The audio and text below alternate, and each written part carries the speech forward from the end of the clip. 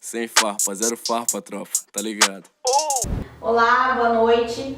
Mais uma entrevista pelo nosso podcast Sem Farpas e hoje o convidado, Fábio Caparrós.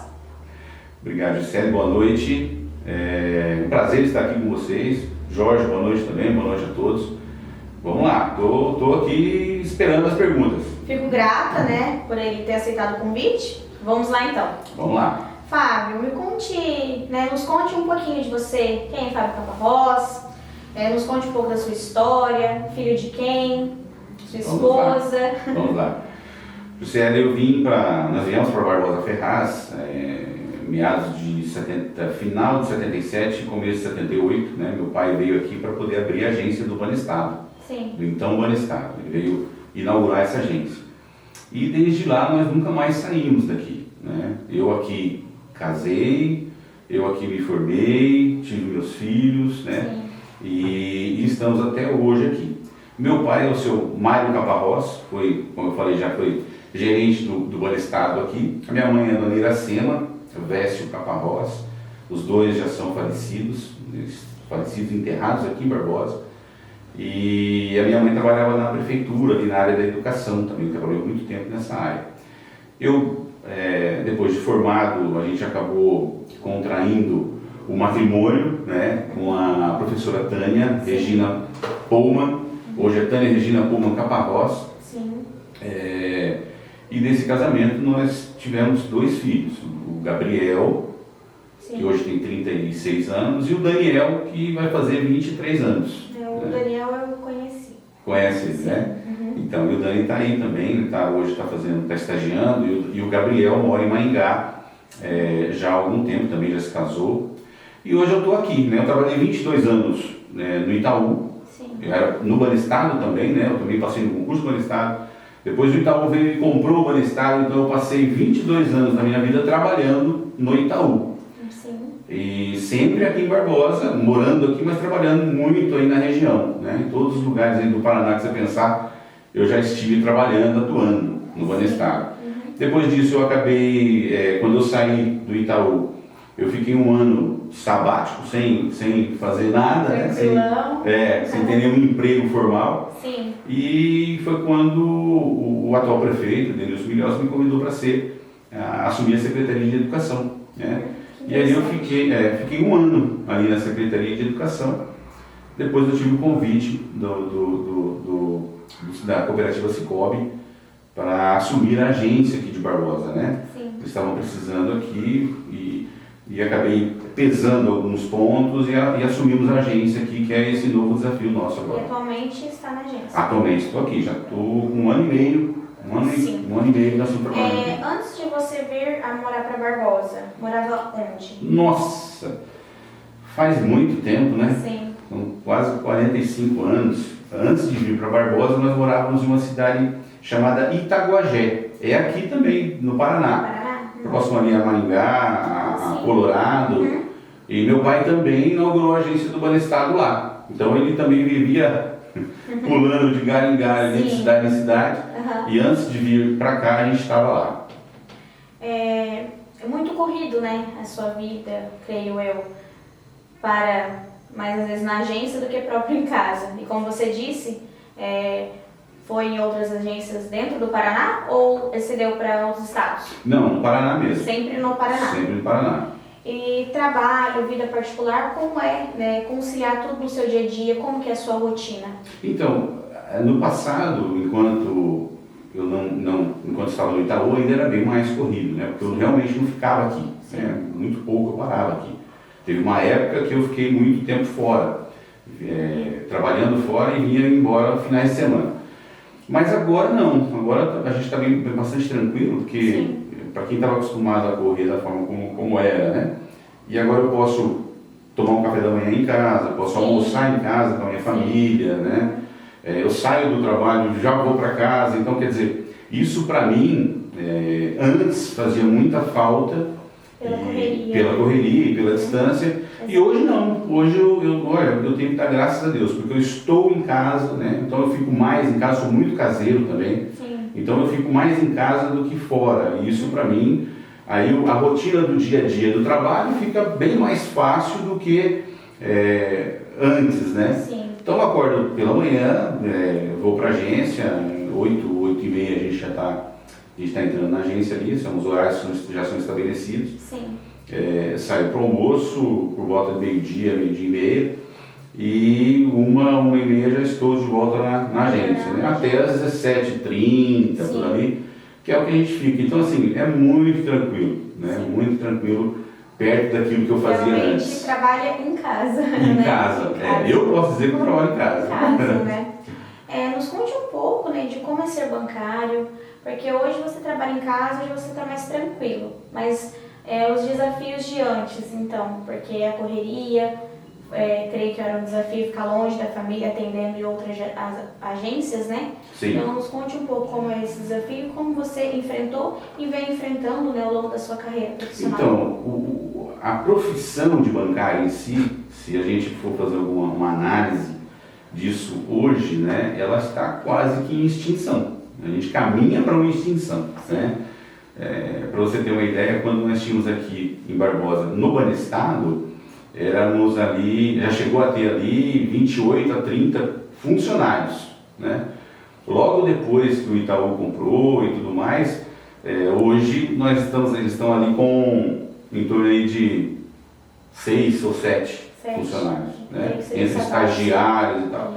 Uhum. Então isso é uma conotação, é um sinal de que a profissão de bancário está mesmo que em extinção. Sim. Depois, com a vinda da pandemia, as pessoas foram obrigadas a se acostumar a mexer ali com a tecnologia, digital, né? Com o digital. Sim.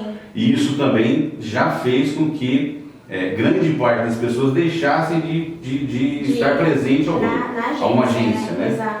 Então isso esse é um grande desafio.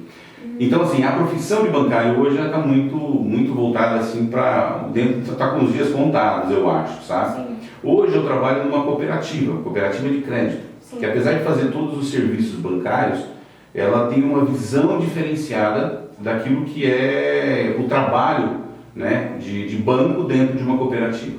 A gente leva ali os princípios cooperativistas para dentro de uma instituição bancária, né? Então isso caracteriza um pouco mais de humanidade, um atendimento é mais humanitário, Exato. o atendimento é mais próximo, existe mais relacionamento, né? Então, uma amizade, exatamente, né? e demanda isso, sabe? Então assim, o respeito, a consideração, o cuidado, o trato para com o cliente, que no nosso caso são os cooperados, né? Sim. Quando você se entra numa cooperativa, você é sócio dessa cooperativa. Sim. Então são nossos cooperados. Então tudo isso, esse trato todo que eu falei para você aqui, ele é um pouco mais próximo, é um pouco mais respeitoso, um pouco mais, é um olhar mais humano realmente para as pessoas, sabe? Então assim, existem diferenças, muitas diferenças, e hoje eu estou muito feliz fazendo o que eu faço. Que bom. Fábio, você disse que o seu pai, né, também foi bancário como você é atualmente. Isso veio com inspiração dele? Você pensava em outra profissão? Ou você falou, vou seguir os passos do meu pai? Legal. Não, eu não tinha, assim, a profissão do meu pai nunca me inspirou. Sim. E eu vou explicar o que eu estou dizendo. Então, por que você é bancário, né? Sim. Na verdade, eu tenho eu carrego isso comigo já, alguns amigos meus que estiverem ouvindo, eu já comentei isso com eles, né?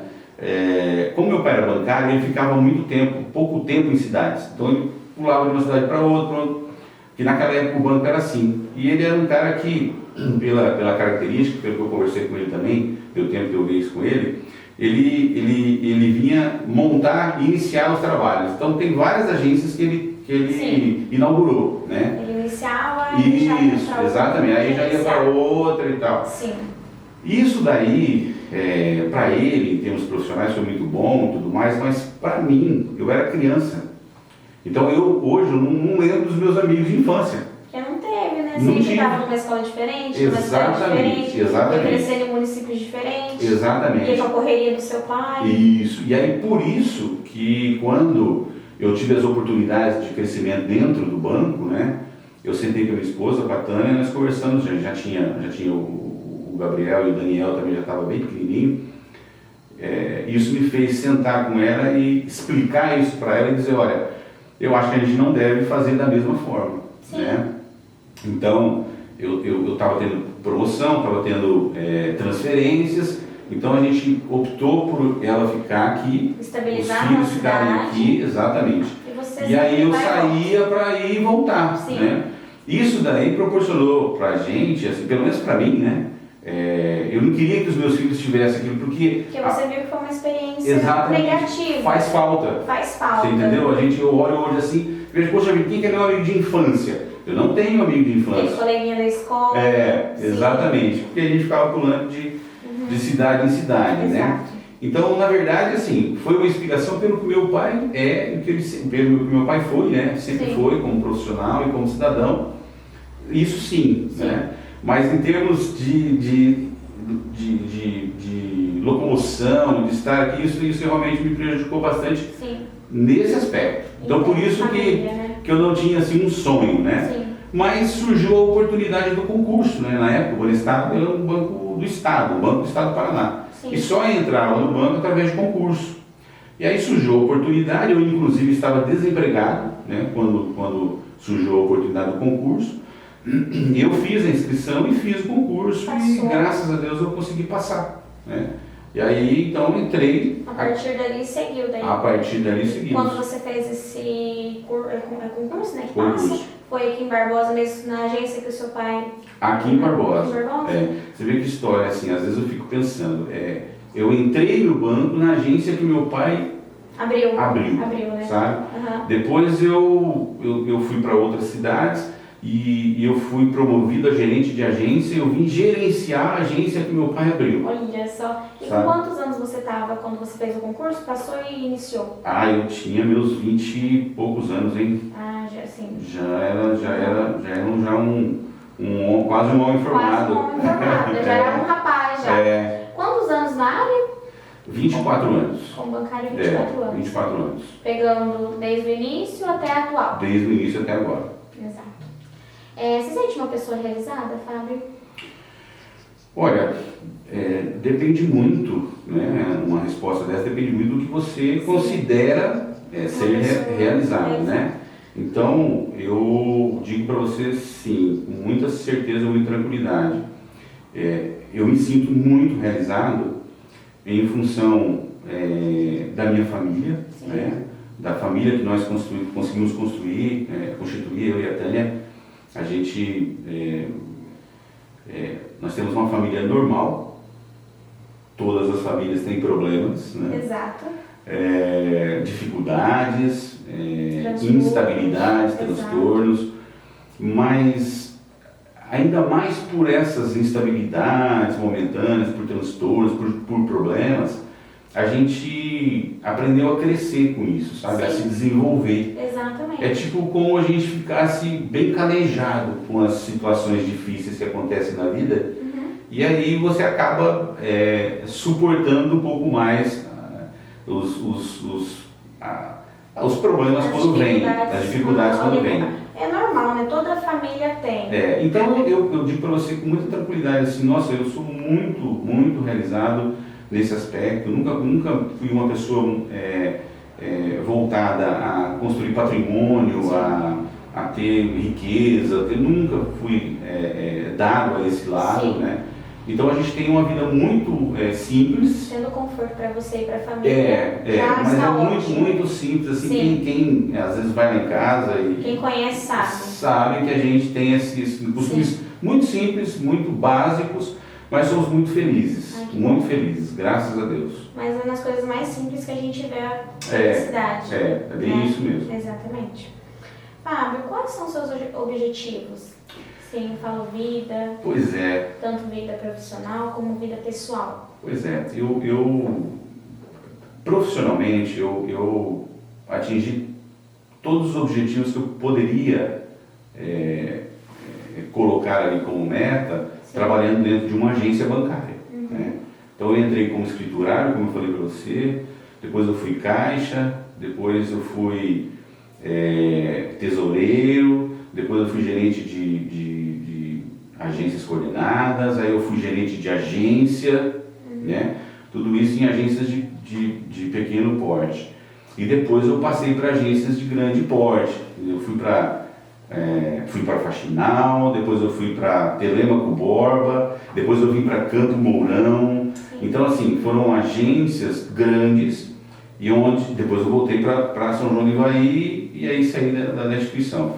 Mas assim, eu tive dentro de uma agência bancária, eu cheguei aonde eu poderia chegar, que é o que o meu pai foi, né?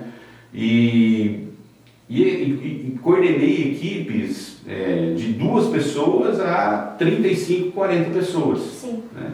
Então, dentro da minha profissão, assim, profissionalmente falando, eu atingi tudo que eu poderia esperar dentro de uma agência bancária, né? A não ser que eu fosse para algum outro, um departamento, aí eu teria que ir para São Paulo, teria que ir para Curitiba, e não era meu objetivo. O objetivo, né? seu foco. Então, dentro de uma agência bancária, eu fiz tudo que eu poderia fazer, que eu tinha como meta, né? Agora, pessoalmente, a gente tem vários objetivos ainda, né? Eu ainda quero... E assim, você é solteiro, né, José? Sim. Quando você casa, você tem uma pessoa do seu lado. E aí, os objetivos não são mais individuais. São meus, Eles são coletivos ali, você define isso em 2. Exato. Então nós temos assim alguns objetivos, alguns sonhos, né? Agora, quando a gente chega mais próximo ali à aposentadoria, nós temos alguns objetivos. Um deles aí é que a gente possa um dia sair, depois que estivermos aposentados aí, e desenvolver um trabalho de evangelismo em cidades, a princípio do Paraná, mas a gente quer fazer alguma coisa assim, viajando e evangelizando. Essa é a nossa ideia de fazer. Vocês 2 juntos? Nós 2 juntos. Esse sonho, esse seria um sonho, um objetivo, foi da parte dos 2 ou você levou para ela essa ideia ou construiu junto? É engraçado que foi muito junto isso, sabe? Sim. Não foi assim uma coisa... A gente viu, a gente assiste muita coisa junto. Sim. Nós congregamos aqui, nós somos membros da Igreja Presbiteriana do Brasil. Sim. Daqui de Barbosa Ferraz. E a gente ouve muitas palestras, né? Temos o pastor Sérgio, que é o nosso pastor aqui, que faz as suas pregações, nós temos estudos bíblicos, reuniões de oração. Quando você convive assim, você acaba sentindo muitas coisas que você né? E uma vez, a gente sentado, comendo alguma coisa lá em casa, nós pensamos, poxa, bom seria porque a gente ter uma ideia de viajar. Sim. Né? Aí viajar por viajar, também... Poxa, seria interessante, vocês iam viajar. Vamos viajar para o objetivo, conhecer, tá? Conhecer. Você vai chegar, vai conhecer e daí, né? Então a gente tinha essa ideia de sair para viajar e fazer ali um trabalho em qualquer cidade que a gente vá, a gente contribuir de uma forma ou de outra com a vida das pessoas, fazendo um trabalho nesse sentido. Sim. Tem nada formatado, não tem nada, isso aqui em primeira mão. Sim. Não falei isso na Globo, viu, Jorge? Nem na Globo, nem no SBT. Exclusivo. Põe exclusivo aí que é difícil.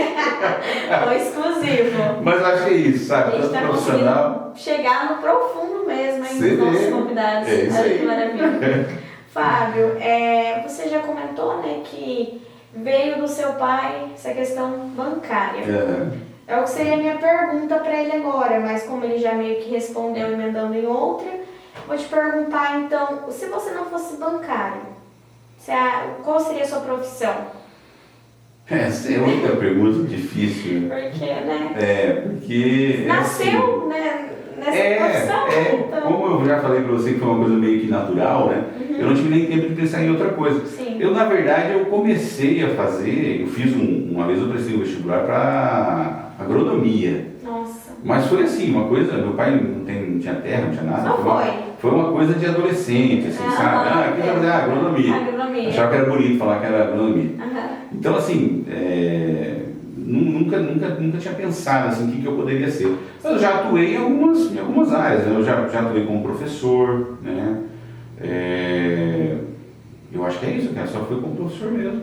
E Ah, não, eu trabalhei também. Com qual área?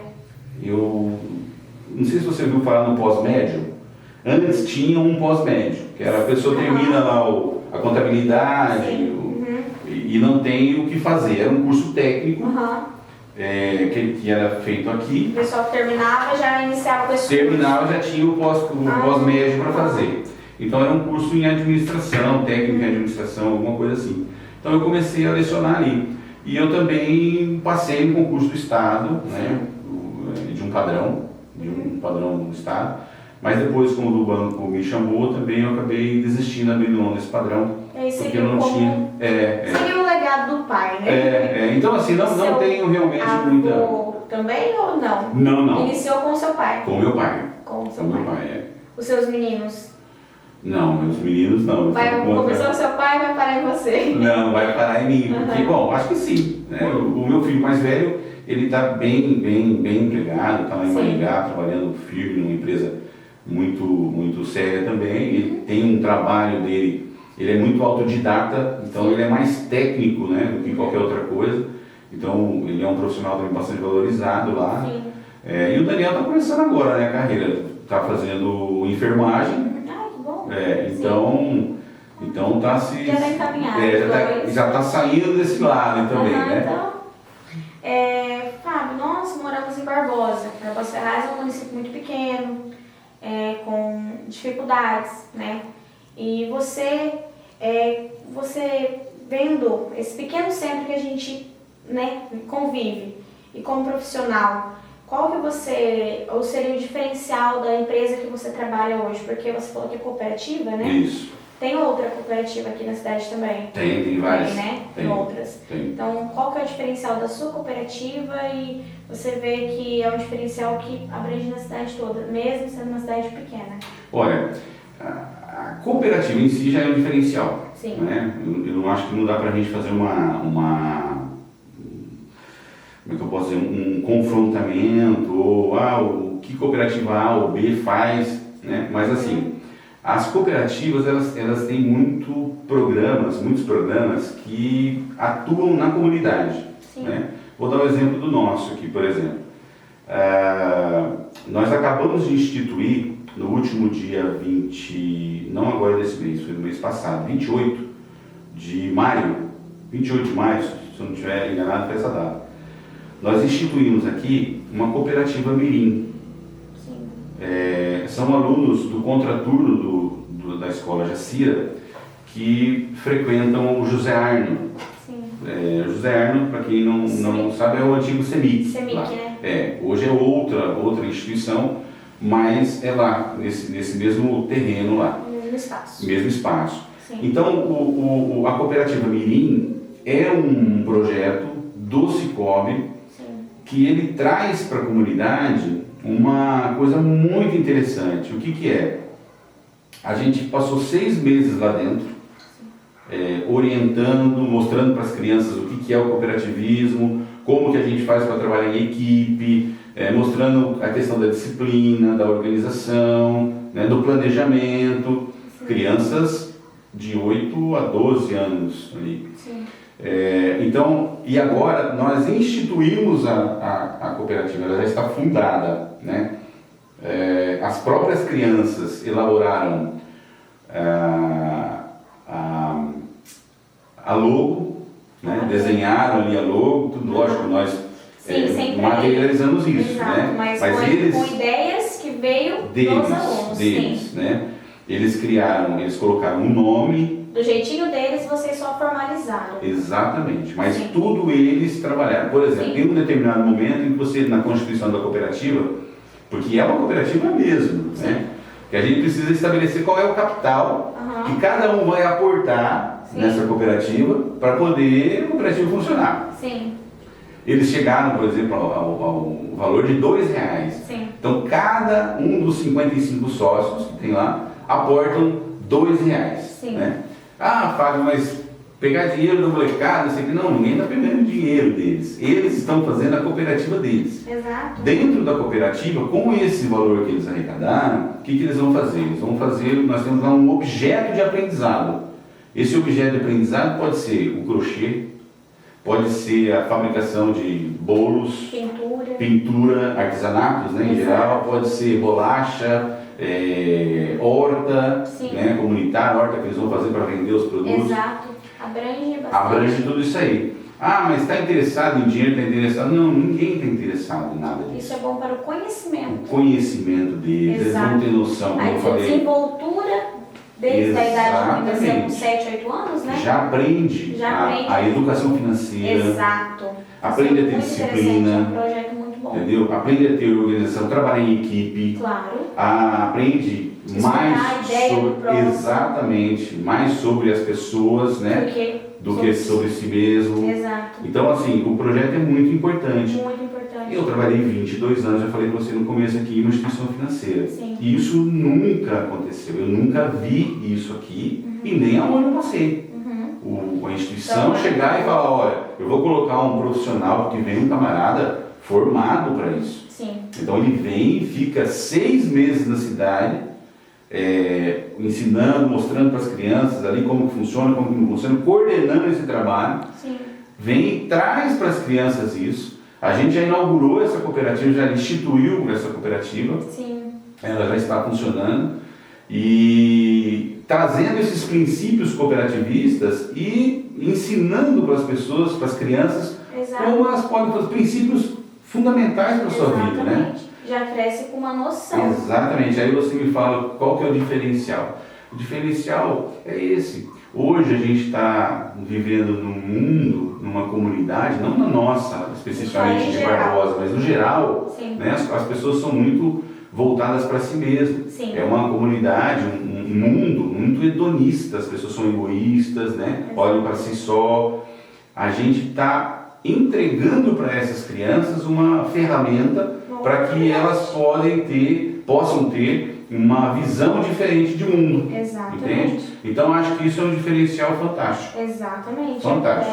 Porque eu, na minha época de escola, passei pelo CEMIC por meses, assim, mas era porque projetos dentro da escola a gente ia e fazia lá no CEMIC. Então, trazer é uma oportunidade muito boa para as nossas crianças que estão crescendo, já entrar nesse meio de entender como cuidar do seu próprio dinheiro, de entender, respeitar a ideia do coleguinha, porque a gente vê tudo que está acontecendo hoje em dia, né, nessas escolas. Então, para a criança, ela não ter a ideia de pensar em outra coisa, de focar naquilo que os professores e pessoas de fora, e pessoas importantes, que eles levam mais a sério você que está chegando lá do que o professor falar. Porque eles falam, nossa, olha que legal, e eles levam mais a sério. Então, é um aprendizado, um incentivo muito bom para as nossas crianças. Só no primeiro dia, viu? Que depois a gente se enturma ali. Se enturma, aí eu já sou o Fabião. Ô Fabião, esse aqui é o Fabião que a gente fica assim, mas é muito bom, faz bom pra gente também. Sim. Mas esse é um diferencial muito grande que as cooperativas podem oferecer. Entre outros, né? A gente já trouxe aqui, não sei se você chegou a ver, o Cicobi trouxe aqui um ônibus escola.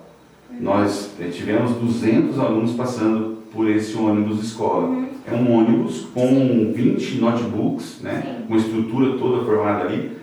Nós fizemos o cadastro nas escolas, as escolas apresentaram para a gente nomes de alunos, e a gente fez de manhã, tarde e à noite. Alunos vão lá para fazer cursos, né? Tem um coordenador também, um ônibus com ar-condicionado, com os computadores, tudo funcionando ali. E eles saem dali já com os certificados de aprendizado, né? Então vai lá e faz, tem uma plataforma de cursos, né? Mas o diferencial é você trazer as pessoas para lá. É um custo também que tem, quer dizer, você vê que a cooperativa ela investe nesse tipo de situação. Exatamente. Então, esse é o diferencial. É o olhar mais humanizado que eu falo para você. Para o próximo, não fica só dentro da agência. Exatamente. Né? Exatamente. E aí, tudo que a gente faz lá, a gente procura aplicar também, investir na própria comunidade. Sim, muito bom, muito bom. Você disse que futuramente, você e a sua esposa Tânia, né? Tem o interesse e a vontade de tanto viajar, conhecer lugares e fazer os trabalhos sociais. Sim. Seria só essa questão de trabalho social ou atualmente você faz algum? A gente sempre esteve envolvido nessa... Ela como professora professora. Ela é né? professora, Então, ela hoje é diretora Sim. do Luzia, né? Da Escola Luzia. Mas eu sempre tive envolvido nessa questão dos trabalhos sociais. Por exemplo, já fui membro da diretoria do asilo, sim. né? Durante muitos anos, onde a nossa igreja também ela coordenava os trabalhos lá no asilo. Hoje é a Igreja Santa Rita que coordena os trabalhos lá. Mas no início nós tivemos a honra ali de trabalhar ali, de conduzir durante um período também o asilo. Eu tenho uma participação também já de longa data na APAE, né? A gente já de muito tempo que eu venho participando da diretoria e hoje eu sou presidente. Hoje eu sou presidente da APAE, assumi esse cargo aí no começo do ano e estamos trabalhando lá. E em termos de ação social, eu acho que acho que vale mais a pena a gente entender O que é e por quê. exato, Né? do que simplesmente falar, eu faço. É melhor você saber entender. Exatamente. Você vai... Porque muitas vezes, por mais que a gente faça, por exemplo, eu estou presidente da APAE, né? É só um nome. É um cargo. É um cargo, né? exatamente. Então, assim, um cargo. é importante. Será que você é importante, faz mas o trabalho? exatamente. O que realmente vai fazer ali? E muitas vezes, a gente deixa o cargo por si só querer tomar conta da situação. Da E não é administração isso. em si, Não é não. isso. Porque as Vai muito pessoas que além. estão lá, no dia a dia, os professores, os alunos, as pessoas, os pais, as pessoas que trabalham lá na cozinha, as cozinheiras, aquelas que cuidam da limpeza, sabe? Essas pessoas, todos os colaboradores, são as pessoas que fazem aquela instituição funcionar e da forma tão ordenada como Sim. sabe? Então eu digo para você assim, ó, o simples fato, ou o fato de ter uma pessoa que direciona ali de repente os trabalhos, é necessário ter alguém para poder ter uma visão, para direcionar aqui, para dizer, para solucionar problemas. Exato, não é entendeu? só porque você está ali à frente que você vai esquecer. Exatamente. Tem os seus colaboradores em volta Exatamente. que às vezes vê coisas que você mesmo não Claro, consegue. claro. Exato. Eu disse o seguinte, no dia que nós assumimos lá, eu disse o seguinte, olha, se eu não atrapalhar os trabalhos que são feitos aqui, eu já me dou por satisfeito. Sim. Entendeu? Então não tem muitas pessoas, o Jorge sabe muito bem isso que eu vou falar aqui, pessoas que tomam algum cargo de direção e aí, vamos mudar isso aqui, vamos fazer isso aqui, vamos fazer aquilo. O cara acaba atrapalhando o trabalho que estava sendo feito. Né? Não, se o time está ganhando, não tem que mexer. Exatamente. O time que está ganhando não se mexe. Exatamente. Só que nós vivemos uma época também, José, que as pessoas não querem participar. Então, eu convido as pessoas a aproveitar o momento aqui, eu quero convidar as pessoas a saírem do sofá. Sim. Sabe? De repente, nós estamos assistindo aqui agora, estão sentados no sofá. Né? Ou à mesa, ou enfim, mas estão ali. E focado só no digital. Então, o convite é para que as pessoas saiam do sofá. E eu falo isso porque a história da minha aceitação da presidência da APAE foi exatamente isso. Eu estava sentado no sofá, assistindo o meu São Paulo, quando a professora me ligou. Exatamente. A professora me ligou e falou, olha, você vai assumir a APAE. Precisamos de você. Eu falei, não, eu estou aqui, eu estou assistindo o jogo, não estou sabendo de nada, o que está acontecendo? Sim. Né? Ela falou, não, a gente está precisando aqui, eu acho que você pode nos ajudar, pode contribuir, tal. Aí eu saí do sofá, entendeu? Foi uma chavinha. Foi, exatamente. Então por isso que eu falo hoje, falei no dia que eu assumi lá também. Fiz um pequeno discurso lá e disse isso. Falei, nós precisamos convocar as pessoas para saírem do sofá. Exato. A nossa comunidade precisa. E se a gente não fizer isso, nós somos fadados ali ao sofrimento. E as pessoas que dependem disso, elas sofrem muito mais ainda. Muito mais ainda. Então é muito mais fácil hoje recursos para outras coisas que não de interesse comum, eu digo isso a nível de Estado, não tão necessários, exatamente, do que, por exemplo, para uma APAE, para uma escola, para órgãos para a educação como um todo. Então, e as pessoas também se ajeitam muito no sofá, ficam muito acomodadas no sofá. Então a gente precisa sair e fica aqui um apelo para que a gente possa sair. Às vezes você convida, não é nem por questão financeira, mas eu poucas vezes, mas já fui lá fazer visitas lá na PAI. Uma coisa às simples vezes e uma coisa importante. que você ali tira 30, 40 minutos do seu tempo, juntando o tempo de ida e volta. Vai lá, faz, né, a sua visita, eles te acolhem de uma maneira, né, te acolhem de uma maneira que é tão gratificante, e às vezes você tá ali, o que eu vou, pega um sábado, uma sexta-feira, que você tá mais tranquilão, o que eu vou fazer hoje? O simples fato de você passar e ver, Né? dar uma Vai lá, ajuda, faz uma visita, É isso, às vezes uma importante. palavra, né, uma palavra amiga já ajuda muito. Bastante importante. Exatamente. Fábio, finalizamos o primeiro bloco. Agradeço, né, novamente agradecendo aqui, se abrir tanto conosco, indo ao profundo, indo ao profundo. Agora fica aí o segundo bloco do Sem Farpas. Olá, estamos de volta aqui com Sem Farpas, né? Seu podcast de toda quinta-feira às 20 horas pelo Facebook, Instagram e também no canal do YouTube a partir desta quinta-feira. Voltamos aqui com o Fábio, né, no segundo bloco. Fabião, conhecendo você como eu conheço, né?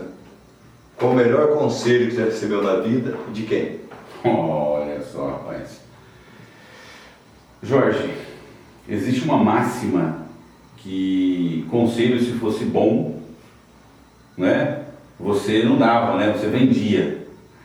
Mas, cara, a gente precisa muito ouvir as pessoas que estão à nossa volta, ouvir as pessoas que nos amam, né? Mas eu posso dizer para você que um dos maiores conselhos que eu já recebi não foi de nenhuma pessoa com quem eu tive convívio físico. O maior conselho que eu recebi na minha vida até hoje foi o de Jesus Cristo. Na verdade, foi um convite, né? Tudo que a gente tem na vida, que a gente faz na vida, que a gente vive aqui, ele pode ser alguma coisa muito importante e pode não valer muita coisa. Mas quando a gente ouve as pessoas certas, quando a gente pega pra gente um conselho como é esse que eu vou dizer aqui, de Jesus, né? E você põe isso para a sua vida, você acaba... alguma coisa você tem que fazer com aquilo que foi dado para você, né? Então, não se preocupe não, que Jesus não veio e não falou para mim. Entre tantas coisas que ele deixou escrito para a gente, né? Em determinado momento, alguém perguntou para ele o que deveria ser feito para ter a vida eterna, por exemplo, né? Ou o que ele precisava fazer, ou então aquela dúvida ali, aquelas pessoas em volta dele, e em determinado momento ele falou assim, amar a Deus como a si mesmo e ao seu próximo, amar a Deus sobre todas as coisas e ao seu próximo como a si mesmo, né? Quando Jesus fala isso, ele está resumindo, de certa forma, os 10 mandamentos. Porque se você amar a Deus sobre todas as coisas, você vai ter um Deus, um ser único que Ele é. Se você amar ao seu próximo como a ti mesmo, você não vai roubar, você está amando o teu próximo. Você não vai trair, né? Você não vai cometer o adultério, você não vai matar. São todos os mandamentos que Jesus deixou, né? Que Deus nos deixou. Então assim, cara, amar a Deus sobre todas as coisas e ao teu próximo como a ti mesmo. Cara, a gente não consegue ser perfeito e nem é a nossa vontade, mas isso pode fazer com que a vida das pessoas seja modificada para o bem. É porque no caminho de Jesus você vai seguir um caminho reto, né? Amor ao próximo é tudo, tudo. Se você amar a Deus, então... O segredo do relacionamento é você amar o próximo. E amar a Deus, você tem um ser supremo, superior, que rege todas as coisas, Deus Criador, né? O Deus Salvador. Então, poderia entrar aqui na vala comum e dizer para você, uma vez o fulano me disse, uma vez o fulano me disse, mas cara, isso para mim é o melhor conselho que alguém pode dar, que eu possa dar para uma outra pessoa. Por exemplo, foi o conselho que eu recebi, lendo a palavra de Deus e vendo aquilo que Jesus sempre falou. Sim, é muito importante. Abel, agora eu quero ir para a parte do sentimento. A parte... A história, o momento mais triste que você já viveu e o mais feliz. Mas é complicado, hein? Complicado. O mais triste, eu não posso nem dizer para você. É muito difícil você às vezes separar um momento, ou seja, o mais triste, ou seja, o mais alegre, né? O mais feliz. Obviamente que eu vou tentar fazer aqui 2 ou 4 momentos que tem a ver com a vida e tem a ver com a morte. São segredos que a humanidade, né? O segredo da vida e o segredo da morte, né? Eu posso dizer para você com segurança absoluta, o pior momento da minha vida, ou os 2 piores momentos da minha vida, foram quando eu perdi os meus pais, né? Você também já passou por isso. E eu tive momentos assim, eu fui perdendo meu pai primeiro para o câncer. E aí eu sempre vi uma pessoa muito alegre, muito inteligente, gostava muito de ler, muito informada, um cara que deixou muita saudade para muitas pessoas, aonde ele passou, e eu fui vendo ele se acabar, né? E é muito dolorido para um filho ter que dar banho no pai, ter que trocar a fralda, ter que fazer os serviços ou aquele trabalho. É assim, Jorge, era com muito prazer, com muita reverência a Deus que eu fazia isso, a minha irmã também, as irmãs, mas com muita dor no coração, cara. Então, esse momento foi um momento muito difícil para mim. E também com a perda da minha mãe, que foi da mesma maneira, cara. Foi assim, momentos em que minha mãe precisou muito da gente ali, a gente sempre esteve do lado dela, a gente pôde ajudar em todos os momentos, precisava ser ajudada, né? Então, eu estou falando isso aqui, Jorge, porque você me perguntou quais o momento mais difícil. E o momento mais difícil é aquele onde você participa, cara. Sim. Então assim, eu perdi minha mãe num acidente automobilístico. Cara, é traumático, é difícil, é tal. Mas eu perdi minha mãe me aproximando mais dela. Eu perdi o meu pai me aproximando mais dele, sabe? E isso, ao invés de causar uma ruptura, ele juntou mais as nossas vidas, né? Nossa família, minha irmã. E foram momentos muito difíceis, mas foram momentos em que mostraram pra gente que a gente tinha que estar forte ali. E isso daí, cara, me calejou demais, sabe? Então esse foi o momento mais triste, eu não tenho como dizer pra você que não, porque eu sinto falta até hoje, eu sei que você também, mas é uma coisa muito difícil. E o momento mais alegre, né, que eu posso dizer pra você, cara, são muitos, mas o nascimento de um filho, é algo que não tem explicação. Você pode ganhar na loteria, você pode ganhar milhões de reais trabalhando, você pode desenvolver um projeto fantástico, você pode ser o CEO de uma empresa que não vai ter momentos iguais a esse. E o nascimento dos meus 2 filhos foram os momentos mais felizes da minha vida, cara. Com certeza não perde para todos. Sim. Você já errou? Ainda não, cara. Então a hora que você focou, aí você vai falar assim, ó, esse é o momento mais feliz. Pode ser. Porque filho é bom, mas neto é bom maravilhoso. É maravilhoso. Fabião, onde você espera estar daqui 10 anos? Olha, rapaz, essa pergunta é muito feita em entrevistas para entrar nas empresas aí. O que você espera daqui 10 anos e tal? Ô Jorge, eu espero estar, cara, eu só espero estar muito bem. Aonde eu estiver, em termos de local, eu estando rodeado ali, estando com a minha esposa, com a minha família, com os meus filhos, eu posso estar em qualquer lugar, cara. Porque assim, é muito bom a gente fazer planos, a gente planejar, qual é o sonho. Eu tenho vários sonhos, mas eu não sei se eu vou conseguir realizar todos eles. Mas daqui a 10 anos, se eu conseguir estar com a minha esposa, com os meus filhos, com saúde, vivendo com eles, cara, é lá que eu quero estar. Isso é muito bom, né? Demais. É uma história, são quantos anos de casamento? São 36, fizemos dia 12 agora. 36 anos de casamento. De união. Eu e a Tânia. O Gabriel vai fazer 37, né?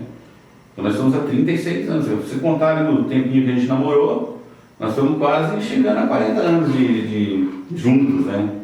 E a Tânia, ela é uma guerreira, né? É uma guerreira. A Tânia Jorge. A Tânia passou por muitas dificuldades também, né? A Tânia, em 2018, nós tiramos um câncer de mama, né? Ela teve que retirar uma mama, a gente fez todo um tratamento também, e ela é muito fraquinha, assim, ela sofre muito, sabe? Fisicamente, assim. E a quimio realmente deu uma judiada nela ali, o tratamento deu uma judiada nela. Mas ela é, rapaz, ela é guerreira, ela tem sangue nos olhos, cara. Ela quer viver, quer trabalhar, quer se desenvolver, ela é muito, muito fera. Porque para vencer na vida ou para você continuar vivendo, você tem que ter sangue no olho, né? Se não tiver sangue no zóio... no bom sentido, né? A pessoa quer trabalhar, quer estar ali ativa, quer fazer, ela se doa também para a escola, né? Ali pro Luzia, cara, ela tá na direção ali, ela faz realmente, ela se doa, ela vai de manhã, tarde e à noite na escola, né? E às vezes eu tenho que puxar a orelha dela para poder ficar em casa um dia ou outro, mas ela é uma batalhadora, é uma guerreira mesmo. Fabião, eu vou fazer uma pergunta que eu não costumo fazer aqui no podcast. Ai. Não, mas é tranquilo. Um time do coração, eu sei que é o São Paulo. Tem um ídolo no futebol. No futebol, vamos lá. Tele Santana. Boa escolha. Eu é Abel Ferreira. Mas, cara, é o seguinte, o Abel Ferreira, o ídolo do Abel Ferreira é o Tele Santana. Ele, no livro, ele tem o Tele Santana. Exatamente. Mas é assim, você falou um ídolo no futebol, né? Eu não gosto muito da palavra ídolo, mas eu acho que ele é um gênio para a época dele. Ele instituiu muita coisa no futebol e fez do São Paulo o que o São Paulo é. Hoje estão querendo acabar com o São Paulo, mas o Tele, cara, muito forte. Tem o Rogério também, que é um mito, né? Ele é do São Paulo, mas o Tele foi o cara que levou o São Paulo a ser tricampeão mundial. Eu acho que ele fez o que o Klopp e o Guardiola fez agora. Ele fez antes de que todo mundo. Exatamente. Impôs uma maneira de jogar, mas é muito vinculado também à administração. Você vê que o Tele dormia, ele morava no CT. Ele levantava e ia lá tirar a graminha do campo, né? Sim. Então o cara tem uma proximidade com aquilo ali, né, cara? É muito forte o que ele tinha com o futebol. Eu vou voltar de novo a Barbosa Ferraz. Essa pergunta aí eu estava engasgado aqui, eu ia perguntar sempre, porque todo São Paulino fala Rogério Ceni, né? Mas eu gostei demais. Legal.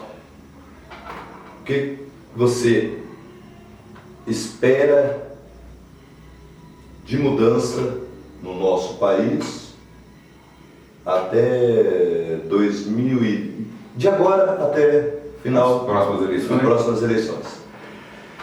Jorge, infelizmente, cara, eu tenho uma visão um pouco pessimista daquilo que nós estamos vivendo, sabe? Sem entrar em questão partidária, em questão ideológica, pelo amor de Deus. Eu tive que separar brigas em grupos, onde eu tive grupo de família, grupo de onde você tem que separar. Então eu fui sempre um mediador nessa questão. Mas eu não abro mão das minhas convicções. Então eu tenho meu posicionamento é muito forte e é muito claro e com muita racionalidade, né? E hoje, cara, eu não consigo enxergar que nós estamos fazendo aquilo que deveria ser feito. Então eu temo muito pelo futuro do nosso país, principalmente da economia, né? A economia do nosso país, da forma como está, para onde nós estamos caminhando. Eu não vejo com bons olhos as medidas que nós estamos que o país está tendo, né? Eu acho que para a gente poder ter uma segurança maior na nossa casa, você não vai poder gastar mais daquilo que você ganha, né? Você tem que ter um controle com isso, senão você acaba entrando no cheque especial, cartão de crédito, e aí vira uma bomba, alguém vai pagar essa conta, você entendeu? Então eu vejo que o meu maior problema, na verdade, assim, meu maior temor é na economia, porque um país mergulhado numa economia desregulada, né, ele leva a outras situações degradantes, né? E as pessoas, o povo, é quem paga a conta. Não importa se é da classe A, classe B, classe C, cada um vai pagar de uma forma, né? Então quem tem mais dinheiro, amanhã depois vai pegar, vai sair do país, vai se virar, vai continuar com o dinheiro dele. O cara que é da média, classe média, ele vai passar por um sufoco, vai vir aqui, fica um pouco mais sem dinheiro e tal, e toca o barco. Agora, as pessoas que são assalariadas, cara, essas pessoas, elas sofrem mais. Sim. Com esse estilo de gestão que nós estamos vendo aí. E isso, Jorge, não é perceptível aos olhos, entendeu? Porque as pessoas vão ver isso só mais na frente e já vão estar, de certa forma, com os olhos ali fechados, achando que não é isso, é outra coisa. Porque existe uma manipulação muito grande, né? Sim. E a falta de conhecimento, cara, é que leva essa situação aonde a gente está. Então, assim, eu quero estar errado, que amanhã, ou na véspera da eleição, ou em qualquer outro momento lá na frente, nós estejamos aqui, né, José, reunidos e fazendo, e você fala assim, você achou que não ia estar bom, não sei o quê. E eu vou falar para você o seguinte, cara, graças a Deus eu estava errado, entendeu? Porque eu não quero que isso aconteça, mas humanamente falando, dentro daquilo que eu conheço de economia, de gestão pública, né? Eu vejo que nós estamos numa situação bastante complicada hoje. Sim, é um direcionamento que nos leva cada vez para o fundo, né? Cada vez para o fundo. Então, a hora que perceber, já não é tarde, consegue, já é tarde mais. Já é tarde demais, entendeu? É isso mesmo. Fábio, o meu bloquinho é menor. Né? Ele é umas perguntas mais direcionadas ao que eu conheço de você. Certo. Quando a Joiciele eu inicio, é que o convidado que vem, a Joiciele tem mais afinidade. Entendi. Aí quando eu tenho mais afinidade, ela inicia, para daí eu terminar. Entendi. O Gabriel, eu quero saber do Gabriel. O Gabriel, você acha que ele está feliz em Maringá? Que ele tomou um direcionamento certo? Ele casou, né? Casou. Teve a bênção de encontrar uma pessoa aqui em Barbosa, inclusive ela é mineira. Ela veio de Minas Gerais, aqui. Fez faculdade? Ela? Ele? Não, ele fez agora um curso à distância. Mas fez um curso à distância. O Jorge Gabriel está num caminho muito bom, numa vida muito, muito alinhada. Ele se casou muito bem, ele está muito feliz. Nós temos uma felicidade enorme pela nora que nós temos, uma pessoa extremamente centrada na razão, ela planeja muito bem as coisas, ela se formou, veio para cá, ela não tinha ainda faculdade, mas ela se formou em Direito, fez um mestrado, fez especializações, tem o seu escritório hoje lá de advogados, né, lá em Maringá, está estabelecida também, e o Gabriel também, cara, está muito bem, a saúde dele muito boa, muito bem de vida, assim, nesse sentido de estar em paz com a vida que ele leva.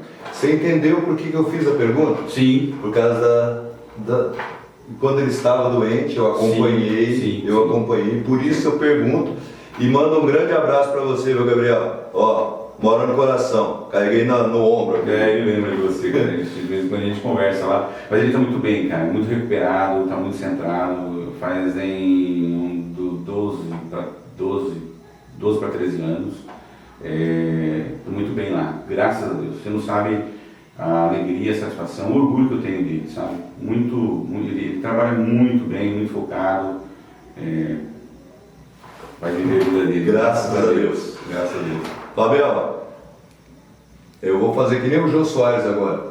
Gente, eu sinto muito, mas estamos chegando ao fim do podcast. E eu te deixo à vontade para deixar aí as considerações finais e um recadinho para a Tânia, para o Gabriel. Tá, eu vou então fazer diferente, cara. Como você me fez a pergunta do Gabriel, eu vou te falar do Daniel. Ah, o Daniel. Se eu não falar dele, também não tem como. Mas, cara, é outra bênção na minha vida, sabe? O Daniel, na nossa vida, na minha vida e da Tânia. Ele está fazendo enfermagem agora, tá fazendo agora só um crédito, uma matéria esse ano, mas deve se formar o ano que vem. Um menino muito especial também, é um tesouro pra gente, sabe, cara? Olha que a gente falou, eu tava falando com a Joyciana, você falou que conhecia ele, né? Hoje ele tá estagiando na prefeitura, fica no hospital, fica ali no plantão, sábado e domingo. Então ele passa o dia inteiro, sábado entra às 7 e sai às 7, domingo entra às 7 e sai às 7. E durante a semana agora ele tá voluntariamente no asilo, tá trabalhando, prestando serviço no asilo. Então é um menino de ouro também, sabe? A gente ama demais ele. Ia falar da Tânia, né, cara? Deixar uma mensagem pra Tânia, cara, vou deixar aqui que é a mulher que eu amo, né? Que Deus separou pra gente, assim, nós temos uma cumplicidade muito grande, né? Parece que mexe com ela, mexe comigo, mexeu comigo, mexe com ela. Se eu tô triste, ela fica triste, se ela tá triste, eu fico triste. Então é uma cumplicidade, isso é um negócio que realmente a gente entende quando a Bíblia fala que você casou, agora é um corpo só, sabe?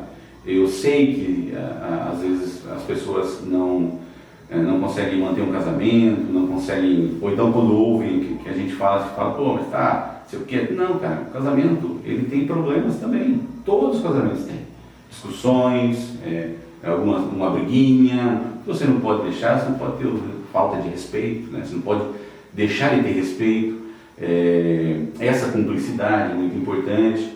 E uma coisa que eu quero deixar para você aqui, Jorge, para os nossos ouvintes, para quem acompanha o podcast, e até eu tenho certeza que ela compactua disso que eu vou dizer para você. Hoje a gente vive numa sociedade, já falamos tudo, né? Sociedade hedonista, egoísta, mas o principal de tudo falta o amor, sabe? E aí, Jorge, a gente fica pensando assim, que o amor é um sentimento. Enquanto você levar essa ideia de amor ser um sentimento, os relacionamentos sempre vão chegar num momento que você vai achar que você não sente mais nada por aquela pessoa. O amor, na verdade, o amor biblicamente, ele é uma escolha, ele é uma opção. Você faz a opção de amar, como Cristo fez a opção de nos amar. Ele escolheu nos amar, independente se eu hoje estou seguindo ele ou não estou, ele escolheu nos amar, né? Então, quando a gente vê os índices aí de separação, de divórcio, lógico que a gente fica muito triste com isso acontece mesmo, mas que as pessoas possam se amar mais por escolha. Porque eu vou escolher te amar, José, independente daquilo que você que você não, daquilo que você faz que não ou não me agrada, ou que eu não faça.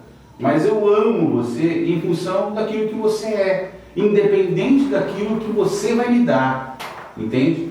Então, cara, uma mensagem final é essa, sabe? Vamos pensar um pouquinho mais. Não sou o pai da verdade, pelo amor de Deus, estou longe disso. Mas quando a gente leva esse princípio para a nossa vida, a gente não é uma coisa vazia.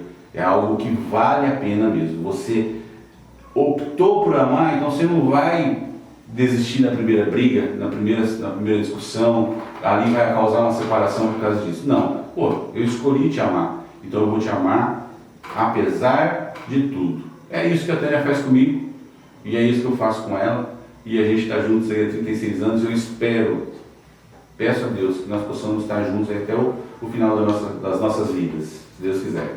Esse foi Fábio Caparrosa aqui no podcast Sem Farpas.